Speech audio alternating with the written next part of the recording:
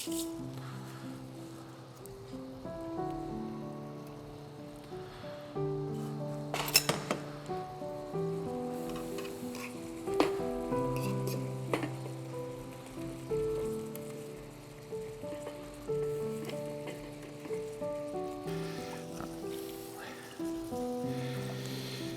are two things in my life that I absolutely cannot live without. Of course, human beings, life, love, family, that's something else. I'm talking about things.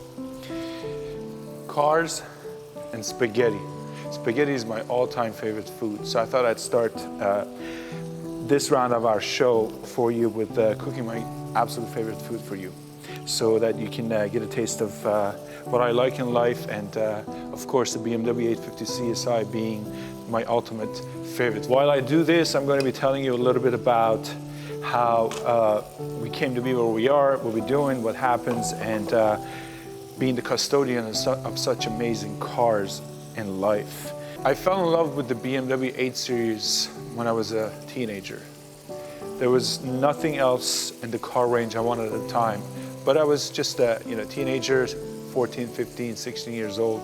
I didn't even have my license. Obviously, I couldn't afford a $100,000 car at the time, which in Sweden would be 1,000,000 Swedish crowns. So I waited until I finally could come to terms with, being able to work, being a music video director, having some funds over, and finally the prices of these amazing cars had come down enough for me to be able to buy one for myself. It's standing right here behind me. It is an absolute dream come true.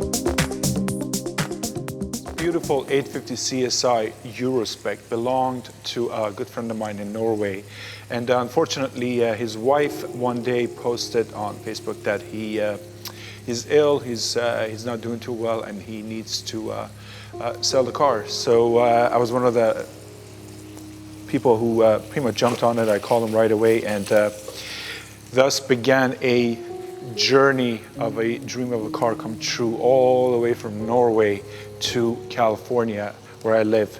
This amazing man cave here we have will probably be the basis of our show for years to come, hopefully. Anyway, so the car is a driver's car. It has 106,000 original miles on it. It is Tobago blue on Tobago blue, and it's a Eurospec 1994 BMW 850Csi. It's one of the more desirable specs, where it has the AHK, it has the Euro brakes, it has some of the sports seats. It has some really cool, awesome, amazing things to it that are more desirable. The car obviously needs work because Rudolf, my friend who lives in Norway, hadn't been able to take care of it for a little while. It's going to need some engine work. It's going to be needing wheels refurbished. It needs some paint work in some places in the car. It just needs a little TLC, which we are going to do for you on camera. However, the whole point of what we're doing is I bought it, I fixed it, I drove it, and I'm going to hand it off to the next custodian to love it and enjoy it for years to come. That's what it's about. I think these amazing, beautiful classic cars, what they do is they create a bridge between us classic car lovers in general, men and women, you know, younger, older, doesn't matter. It's all about that love, and it creates a bridge. I have friends all over the world who are car lovers, and we both, or all of us actually, in fact, connect because of cars. We're friends, we're almost family friends because of cars. My spaghetti's getting ready here. My great good friend, technician, and also E31 lover, Gary Corcoran, will be here with us to eat later on, and him and I are going to walk through the car. I'm going to take the car to our show shop, Empower Cars in Burbank, where Andy, James, and Millis will be working on it, taking the car from shop to shop over the next few months, and of course I will be enjoying it. There's one thing I love and hate on this car, and it's the exhaust.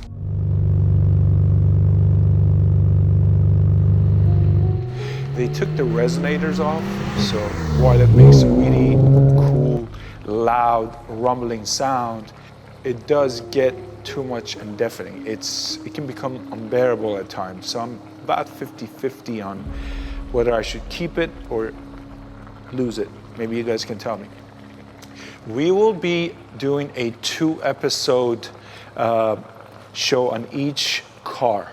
So that on the first episode, you'll be seeing me finding the cars or the previous custodian, speaking with them, talking about the car, the history, the love of them, the love for the car and all that. And then on the second part, we'll be sending it off to the new custodian, and we'll be following their journey on how things went with them with this beautiful, amazing car.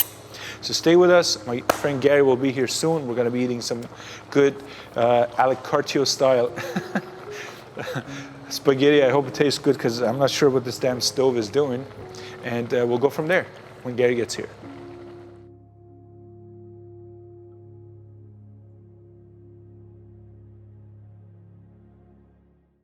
Say hello to my Uncle Gary. He just got here and he's already fighting with me about CSIs and spaghetti. Gary, I made it myself. My Uncle Gary, I love him to death. He's great. We've been doing this for how many years now? Over a decade. Yep. Taste it, see what, I made it myself. What do you think? It's very good. Very good, Alec. Is it for real? Yeah. No, Yeah. You're not lying. Yeah. Let me taste it myself. I don't care what they say about you. Bloody hell, it's good. All right, let me give you a. So, it doesn't get any better than this. Gary, remember when I called you about this car? A few months ago, I said, I just got my dream car, Bmw 850Csi. You're like, what's going on? And I said, it's a blue, Tobago blue. It's a project car, but you know, I got it at a good deal. I want to be the custodian. I'm going to transfer it all the way from Norway. You were following the whole trip, and you asked me what's wrong with it. I'm like, I don't know. When it gets here, we'll see. So I brought it, and then you saw me pull around your car. Oh, you got dropped off. Even I dropped it off. The loudest exhaust was driving around the corner. It's too loud. I love it and I hate it. So I was coming, and the engine isn't fully working, but it was. Tell me, what happened? Yeah, well, it came straight from the dock to my house, as I recall. Yeah, something like that. And it fired up, and it was. I don't know, I instantly fell in love with the car. I've never seen a car with this blue color. I think it's called Tobago blue, that's how I pronounce it. And it's blue, but it's like pearl in it, so it looks purple from one angle, it's blue from another angle. I mean, it's a gorgeous color. And the seats are also two-tone Tobago blue and black. So, I mean, it's a pretty amazing. neat car. And if you've seen what Alec and I've done before, we've worked on a couple of Euro cars together. The Euro ones are the special CSI. They sure are. They made more of them than they did the US version, but it has all the extra features, and that makes this a really cool car. I can't tell you how excited I was when it arrived, when we went to get it and I called him about it. There's something special about a European spec 850 CSI. Tell them what works on it. That main thing that always is the biggest worry. You mean the sunroof? No, something in the back. What, you mean the MID? No, that crap always, that's always not working. Yeah, the AHK, the rear wheel, I think it's called active kinematics, the rear wheel steering. And I think we'll be able to play with that and demonstrate that later. So that was a feature that was not only on the Euro CSIs, there was other versions of the 8 Series in Europe that had it. I think, gosh, I recall, I think there's 1,700 cars that had it. So it's a pretty complicated system that enables the rear wheels to turn up to 2.5 degrees in the same direction as the front. Tires are angled from the steering wheel above 37 miles an hour. So it's taking speed input, wheel input, steering wheel angle, and the system has to generate over 2,400 PSI of hydraulic pressure for it to actuate, or else it will both mechanically and electrically lock up straight, so that you wouldn't have a car that would essentially do a crab crawl. But I think the features of it was, as I recall back in the 90s, BMW had commercials on TV about the ultimate driving machine, and somebody steered out of the way of a deer that went in the middle of the road. I think so, I've seen it, yeah. Well, a car like this would enable, with the rear wheels, not only to make a lane change much more quickly, but also take tighter turns on a racetrack, and for cornering, it can hug the inside of a track a little better. So it does improve the handling overall in a track condition, but it's essentially also a safety evasive maneuver aspect too. I think we're going to demonstrate that later. Absolutely. It's pretty cool engineering though. Let's go ahead and see what we have. You'll see my journey with this car, see all the stuff that Gary will do with this car, all the stuff Empower Cars, Cardini, Dr. Detail, everybody will be doing with this car. Then I'm going to enjoy the hell out of it, and I'm going to send it to you, my good friend, across the pond or world, wherever you are. You're going to be the next custodian.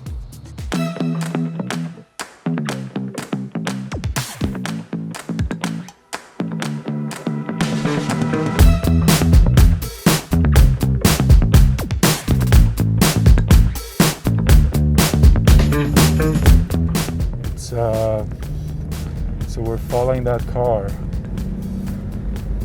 into, have that mask on, into the harbor. I just got word the CSI is right there. Chuck told me he saw it, and the guy pointed me out. Woo, looks beautiful.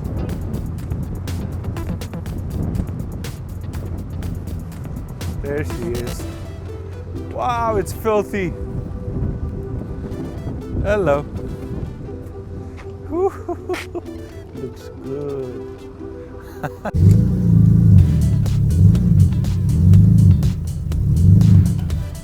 Okay, minority report. Right now, the car started right away, which is good. The exhaust sounds really good.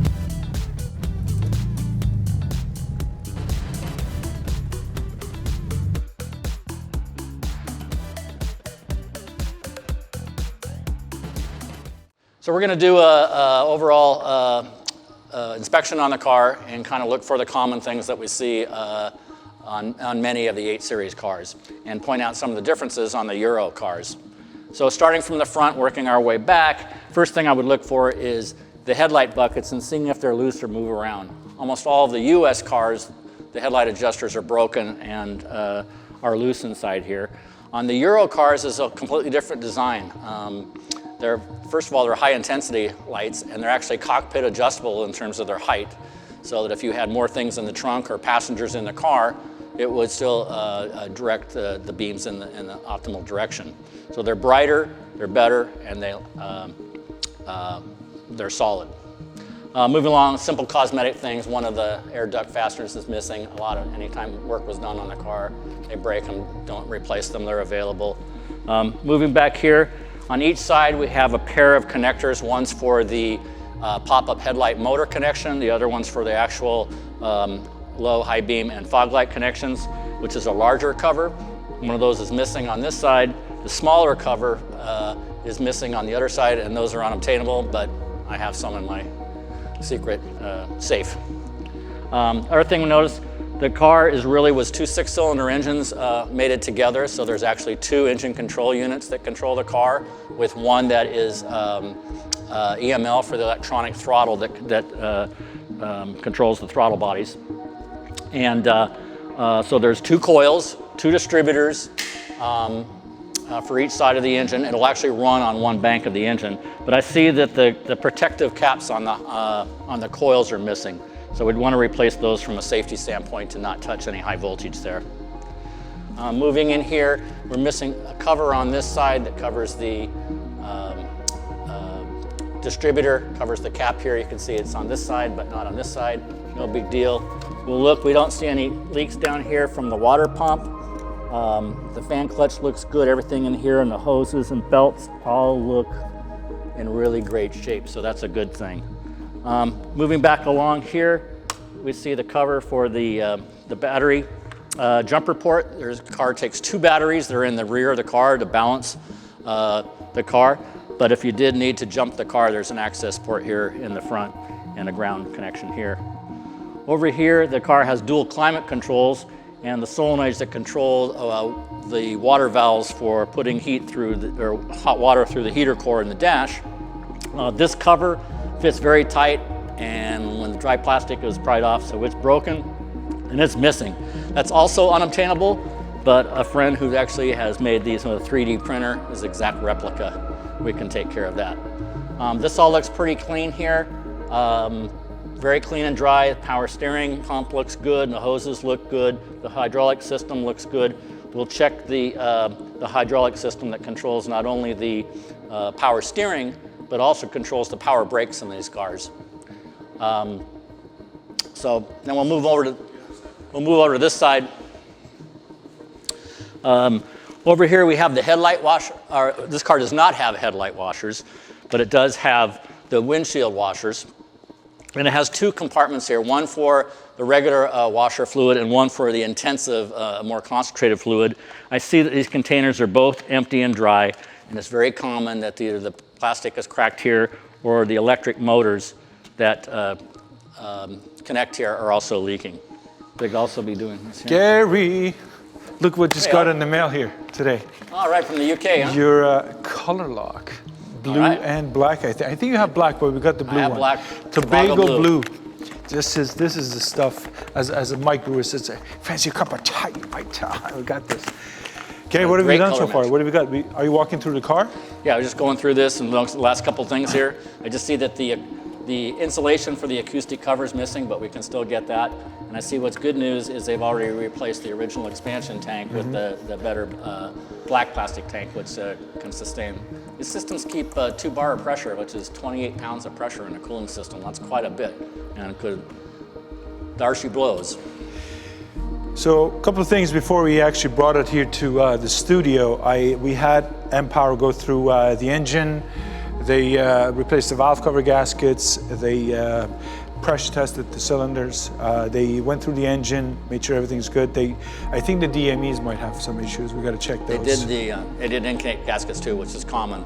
Intake gaskets, and some of the good things. From what I know, James at Empower told me that we need to. The brake booster is leaking. We got to take care of that. And I guess Jay Stratton, our boy in Orange County, rebuilds those. So we're going to get that to Jay. Other than that, I think they swapped the fan as well. It was overheating a little bit. The fan clutch. It was overheating a little bit. They haven't gone through the suspension. That's a different shop that we're going to take it to. But for now, the car runs and drives well. I need you to connect the computer to it to go through it and see what it is. Yeah, we'll scan the DME does something, I don't know what it is, it's something strange. When you turn it on in the beginning, the first 10-15 minutes, it kind of stops you from it. It doesn't let you fully push the car. After 10-15 minutes, when it heats up, it just suddenly lets it go. Okay. I think it's a computer. There's 3 water temperature sensors back here, 1 for each DME and 1 for the gauge on the dash. And if they aren't sending the computers the correct water temperature, then it can't adjust the air-fuel mixture corresponding to the overall engine temperature. Maybe it's that. We'll see. Something strange. So we'll do that. Let us know what you do with the color lock too. Here you go, buddy. I'm going to go get some more stuff. I'm going to talk to Andreas about the wheels. I'll see you later. Thanks, Alec. Sure.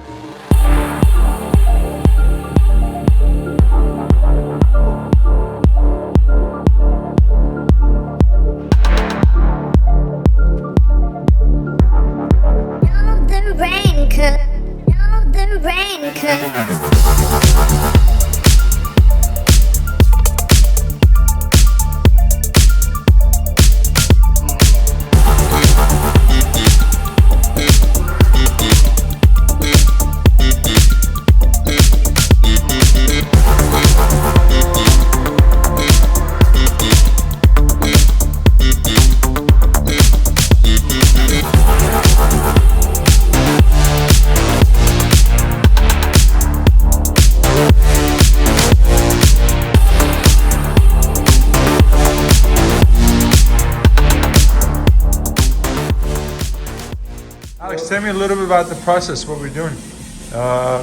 You guys are the sponsors of the show, so. Well, we're straightening everything out, getting it right, because we had a lot of dings. Still need to get it some work, so it's not the final product, but Yeah. get it there. Still a work in process. Yeah.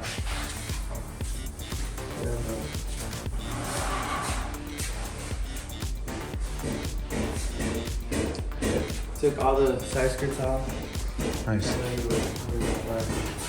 going towards everything. We taking those handles off or no? No. Well, we took the cover off. Yeah. When is Eddie going to be painting? Eddie will be painting tonight. Oh, tonight? Yeah, he's painting. It's a 3-stage and then it's like a metallic. Yes, sir. Each change when you look at it, it's going to be a little different. So baby's going to be beautiful. Good work. And Gary Corcoran took the sunroof off. Nice. Yeah, sure, here, but painting all the parts separate, so it'll be nice and easy. The headlights are out, right? Yeah. Okay, yeah, that's what I thought. They're doing separate with the bumpers and all that? Okay, so that's here. Okay, we've made our connections for the diagnostic computer system. I'm going to go ahead and turn the key on. Okay, what I have here is the diagnosis and information system. This was the dealer software set up at the time. Remember, these cars were ahead of their time and built in the 80s and 90s. So this software actually was delivered and runs on Unix, and was delivered on, actually it took 96 3.5-inch floppy disks to deliver this software. This software works on many different BMW models up through 2008. We're going to select the 8 Series, the E31, and we're going to go through and we're going to run a quick test, which is going to run through all of the modules in the car, starting with the engine electronics, that are known as DME, ECUs, that's engine control units. The EML module was the electronic throttle module. It's going to go through the body modules, the lamp modules, the ABS braking system. It's going to go through about 20 different subsystems. So we'll let it run through its test and we'll come back and review the results. A number of errors on cylinders 1 through 6. We're looking at each side of the engine together. Remember, this engine is actually 2 6-cylinder engines that were mated together. Each side has its own computer control. Each side has its own distributor, air intake, and electronic throttle bodies known as DK motors. You can hear them buzzing in the background. So we're going to go ahead and look at the cylinders 7 through 12 on the other side of the engine. One of the interesting things about the 8 Series in general and all the cars, it was the first car, production car in the world that had a V12 engine mated to a 6-speed manual transmission. It was a CAD designed car. One of the first implementations of a CAN bus, a computer-aided network to reduce the wiring, and multiple circuits were carried on the same network.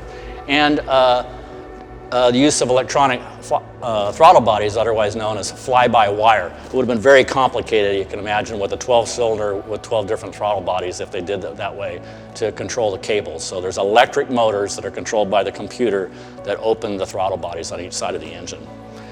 And that's what we're looking to diagnose here. We're going to read the fault memory now on the bank of cylinders from 7 through 12. And again, we see that it also has oxygen sensor, a road speed signal issue, an air intake temperature sensor, and an oxygen sensor control.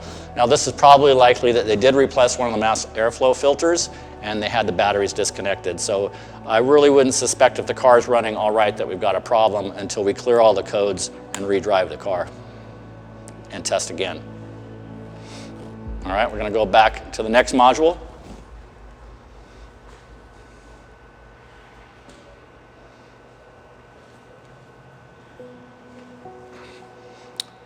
And he said it's underpowered when it starts up here. It could be the EML module. And so we're going to check this as the electronic throttle bodies control computer.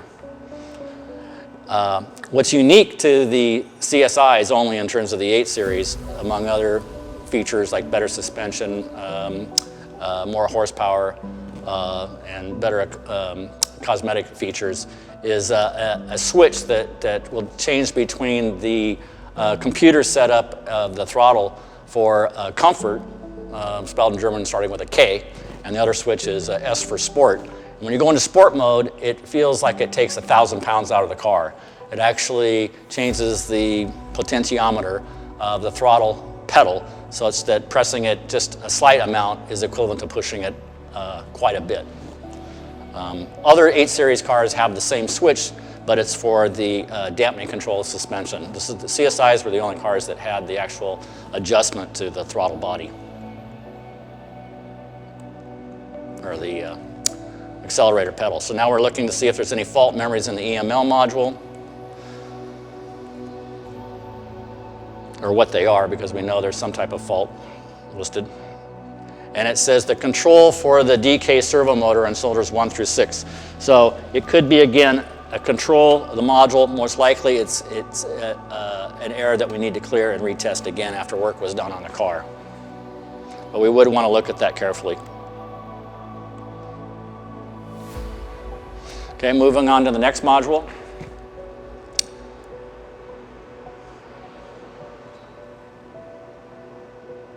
It's a pretty large software program running now. A lot of people, this is actually a native running, Unix native on this computer. It's not running VMware built on top of a Windows XP system, which is the way many people had to set this up, because you had to get an IBM ThinkPad computer that had an old 9-pin or 25-pin serial port. Otherwise, you couldn't use the software because of the timing with the engine. We're going to go through the body module next. First up comes the software versions of that module. Again, supposedly the CAN bus, iBus used in these cars was supposed to reduce the wiring by 50%. But when you lift up carpet panels and look behind things, you see there's a lot of wires in this car. And because there's so many different computers in these cars, it's amazing. Okay, this is saying that there was a problem in the body control module, that there was an open circuit that was shorted to positive. We can take a little bit more detail on this and find out again.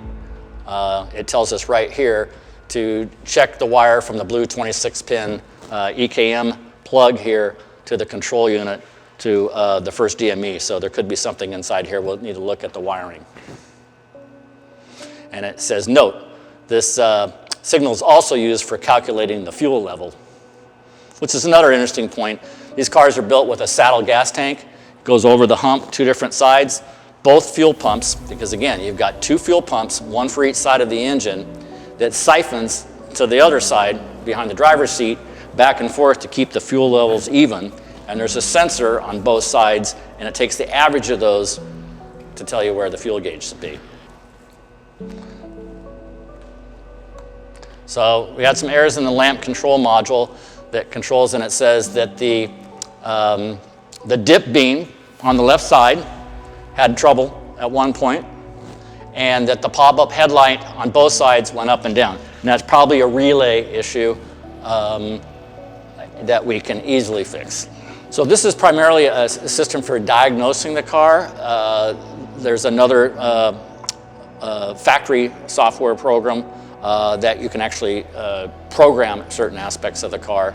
We can clear the memory, we can read fault codes, and we can clear fault codes, and we can also activate components. So from this computer here, I can make the headlights go up and down, I can make the lights come on, I can sound the horn, I can move the mirrors, I can move the seat up and down, I can move the steering wheel up and down, and later on we're going to show how we can test the rear wheel steering and actually watch the rear wheels move. That's the coolest thing. So now we're in the alarm system, the burglar alarm system. Once again, start off, gives all the software versions and controls. We're going to read the fault memory for the alarm system that's gone off in the car, and we're going to see that this is pretty common. Lock signals, driver door, the pitch sensor. We're going to look at the pitch sensor. This is another common thing that all cars of this age, and it says that the alarm system has been activated because the pitch sensor, which is in the trunk, indicating if somebody tried to steal the car while it was locked and put it on a tow truck, it would set the alarm off. And it says the fault has occurred 87 times so far. I happen to know that this is just another thing that all these cars happen to have when they're like 25 years old, and all we need to do is simply unplug this module in the trunk. It's just, and it typically occurs when the temperature outside gets warm and you park the car, the alarm goes off. So all we got to do is unplug it, deactivate that. So these cars were equipped with a pretty advanced system at the time. Not only would they have the ABS braking system you might be familiar with, which causes the brake pedal to pulsate so you don't lock up the brakes and skid. It will allow you to come to a stop in a shorter period of time. However, the advanced aspect of this car is called automatic stability control plus traction control. And not only will it apply the brakes for braking, it will cut power to the throttle, which all the 8 Series will do, to say, hey, you're going too fast around a corner, you're starting to skid, I'm going to back off, and you can actually feel the pedal lift on some of the cars. But in addition to that, it will actually automatically apply the brakes for the models that were so equipped with the plus T option. So pretty sophisticated stuff being developed in the late 80s and introduced in the 90s that made its way to many other production cars, not only BMWs. So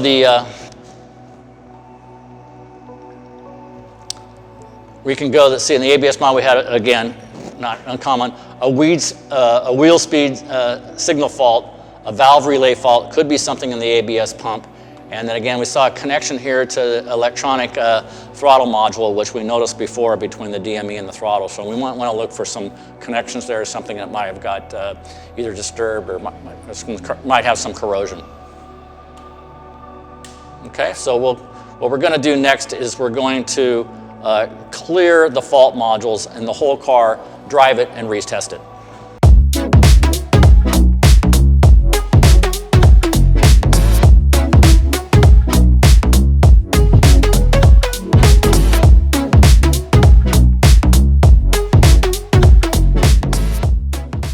We're at our sponsor shop, Empower, for the show. I'm extremely frustrated today because the car has been running rough since we worked on it. We're trying to figure out what it is. Could be the exhaust, could be the engine, we're not sure. But of course I have my super guru guy, Corcoran. Plus I'm gonna invite super guru James from Empower Shop to work with us and help, probably Milas as well. So we'll figure it out, see what it is. Obviously I'm going to fix everything, and I'm gonna leave the scene, and I'm gonna have Gary, James, and Milas take over. It's gonna be a technical wizardry going on. See you guys later. A lot of faults here, so why? So we don't need those. Where's the DME here? Yeah, that should be the top one. So DME basically doesn't have a fault here. It doesn't even show. Just go scroll down. Electronic then. It doesn't see the DME. Well, that's interesting. What about the individual? It doesn't see EML either. Yeah, what about the individual that you go to? Just to try anything. Yeah. Let's look at like, what else is here? This thing's causing faults. This might be related to the EML. No, not the anti-brake, because the anti-lock light's on, and the rear wheel steering AHK fault, and he says those go off. And I know that uses wheel speed sensors, steering wheel angle, and it needs Crank sensor too. no for the rear wheel steering, and it needs like 2,400 psi of hydraulic pressure. The rear wheel steer car from Europe only had that, and it has a different power steering pump. And there's a different accumulator in the back, like the brake lawn, but it's an odd shape. You can't buy it anymore. You can't do anything. So if it doesn't work, you're about the only thing you can buy is one sensor. See what's the next page. The V12s, I mean, are the cool engine and stuff. The part of the issue, which is kind of the blessing and the curse, like I said, it's two 6-cylinder engines on each side. Not everything shows up accurately on the diagnostics, but you can swap things to one side or the other and see what the result is. So that's what we're doing. We know we got a problem on cylinders 1 through 7 that are actually fed by the intake system on this side of the engine, which has cylinders 7 through 12. So what we've done is we've swapped the mass airflow MAF filters from one side to the other, and we're going to see if the problems switch sides.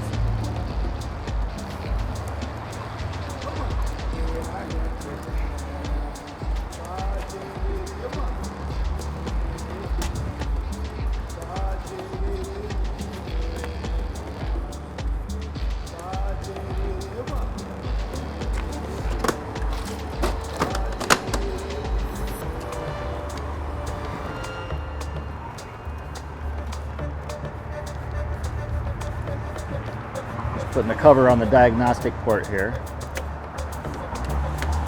So we had codes of oxygen sensors and ignition problems on this side, and just O2 sensors on that side. So it gives up the ghost trying to mix the air and the fuel together to make the engine run right, and to respond when you press the accelerator. And that's the issue. Idle's fine, press the accelerator. It's got no power. According to this, it automatically, because it can't figure out what it's going to do, it goes into limp mode and shuts down that side of the engine.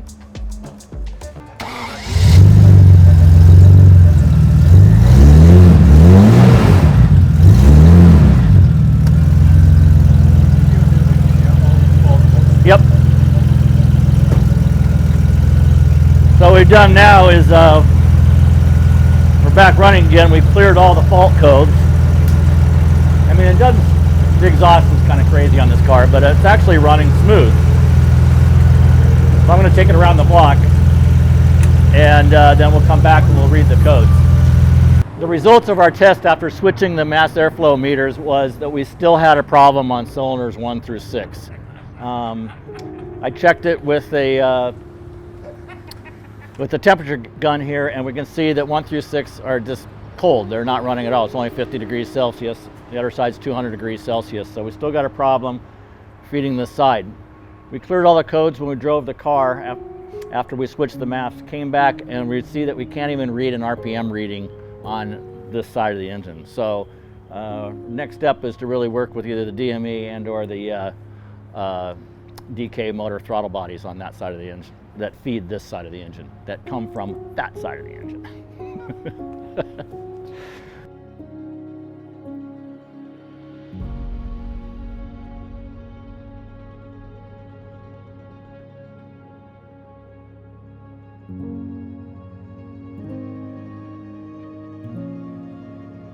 Okay, so one of the most common problems on this 8 Series and other BMWs made in the 80s and 90s was known as a seat twist problem, where the rear part that lifted and lowered the seat came up either at an uneven, one side worked, or neither side works. In this case, neither side is working, but we hear the motor operating, so we know it's a common issue with the cables. So first we're gonna remove the secret hidden pouch here.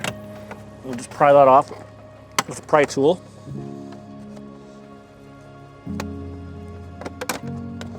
Little hidden pouch. We're going to take off the front cover panel here. 2 Phillips screws. This will expose the the motor that controls the seat. So there's cables that go into the seat from each side. So one's going to spin clockwise, the other's going to spin counterclockwise as it enters the motor, and we want it to lift evenly. The problem is that the cable is a square cable, but it's tightly wound, and over a period of time, it winds even tighter. So the inside cable retracts inside the outer sheath. So the square cable is driven on one end by the motor and drives the gear mechanism to lift the seat at the other. But once it retracts inside, it doesn't make contact. So we're going to actually remove the cables, cut some of the outer sheathing away, reinstall the fin on the end, and then put it back together. So this is the original seat, never been touched. Sometimes you'll see that these have actually been repaired once before. There actually was a service bulletin from the dealers how to do this repair. They cut it in the middle and put a piece of fuel hose over it, and then basically like a split spliced it back together so that now the inside cable protruded. We're going to cut the end off and fix it, and you'll never even know anything was ever done, and it will work perfect. And the neat thing about it, it doesn't cost any money except for maybe a few zip ties to put everything, hold it all back together at the end. One of the great repairs documented by the 8 Series community, because about everything that can go wrong has gone wrong, and somebody has really documented it with pictures and stuff and passed on that knowledge to the rest of us. And that's one of the best things about owning these cars, is it's kind of a brotherhood, literally, with sisters too, and that you didn't just buy a car, you actually became part of a family. So we've loosened it up here. We're going to take 8mm socket, which holds the cable systems on each side.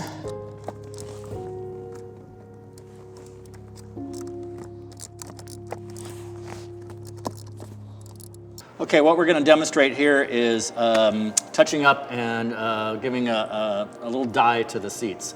The leather actually is in really good shape in this car. It's dried out in some areas, but there's no actually deep cuts, cracks, or anything like that that actually even needs to be filled. I think we just clean it up, and we'll touch this up with a little matching dye color. I used other products in the past. Some that I airbrushed on, some that you can paint on with a acrylic brush. I like the Color Lock product for 2 reasons. A, you can dab on the color and really control the dye. And secondly, I've used it in a number of different BMW colors, and it's exact match. You can repair just the certain aspects of the seat and it'll blend perfectly with the other areas of the seat. So the first thing we're going to do is, these are pretty clean, we're going to use some mild cleaner on the seats. And I'm just going to show 2 panels here. This extension on sport seats where the thigh support moves out. That was a special feature on many cars. Again, Europe got better features than the US cars. I have a CSI, and the original sticker price on my car in 1994 was $108,000. That was the US price, and it lacked many features that this car has, the European cars. I mentioned the headlights earlier. The sport seats was different. The rear wheel steering, it had a differential cooler. It has an engine oil cooler, and larger floating caliper 4-piston Brembo brakes on the Euro cars as well. So this is looking pretty good. Just wipe a little bit of the excess off here.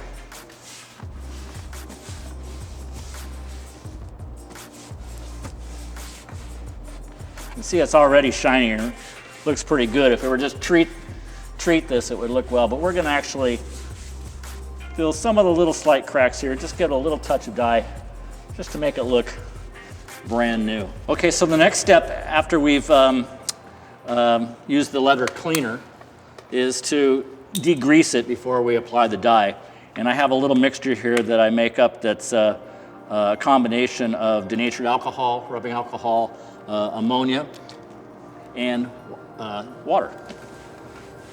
Just slightly apply this on here. You're just gonna let that dry.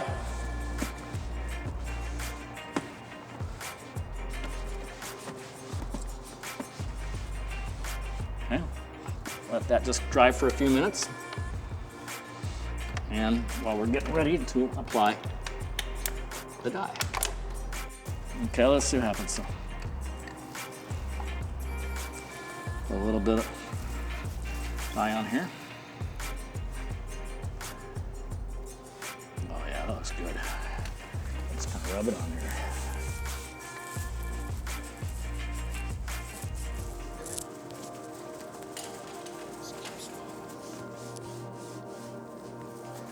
And basically, just dabbing this on, I spread it a little bit, but it would dry and leave streaks if I didn't just kind of dab it.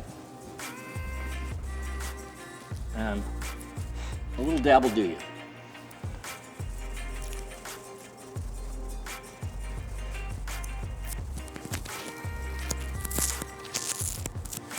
Or it looks so good, I like to say, yabba dabba doo.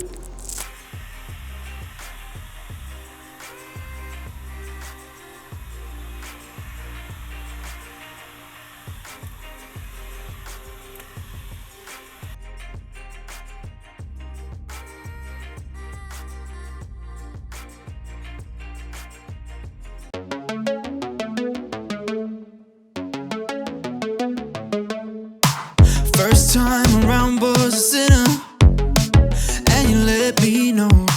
Second time around was a winner, now it's raining gold. Champagne showers laced with poison, how am I the last to know?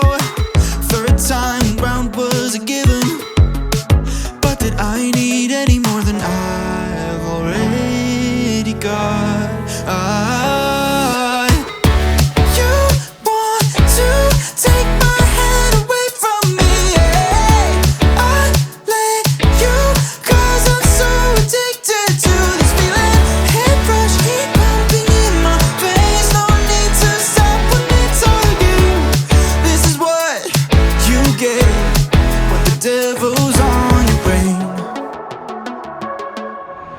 Outpacing my intuition, screaming go, go, go. Must be a sick exhibition, some kind of messed up show. Cheer me on to watch me burn out all night until the sun's up.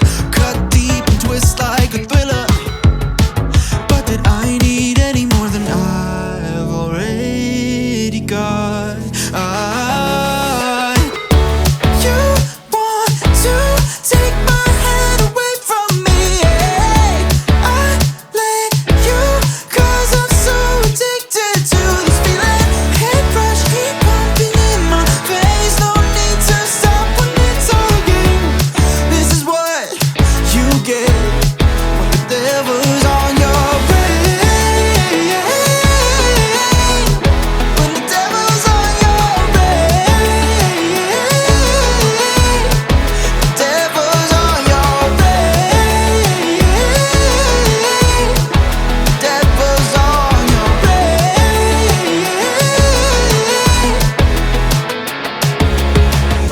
Hi, I'm Matt Latucci, and I've been a passionate car enthusiast since I was probably 4 years old, back in the early 1960s.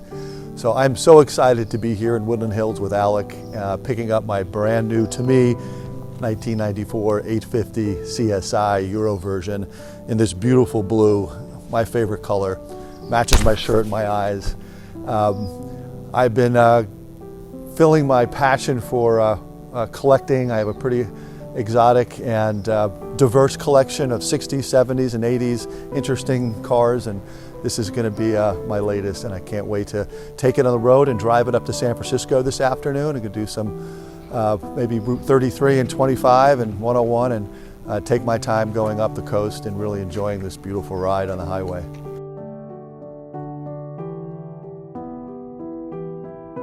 It was great. You know, I think you had almost 400 pictures on Bring a Trailer.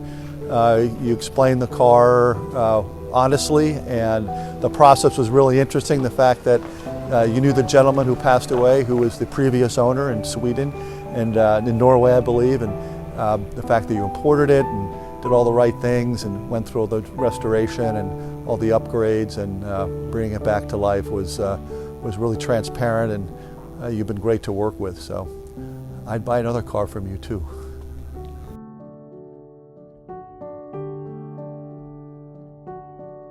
Well, you're going to come up to Northern California and we're going to finish this filming, and we're going to talk about my collection and see how wonderful the car is and how much I like it after a couple months, which I'm sure will be wonderful.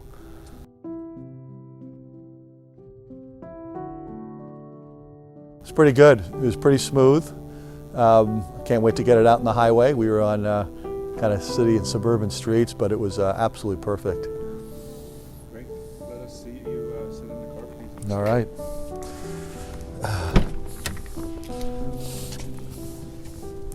Great blue seats, huh?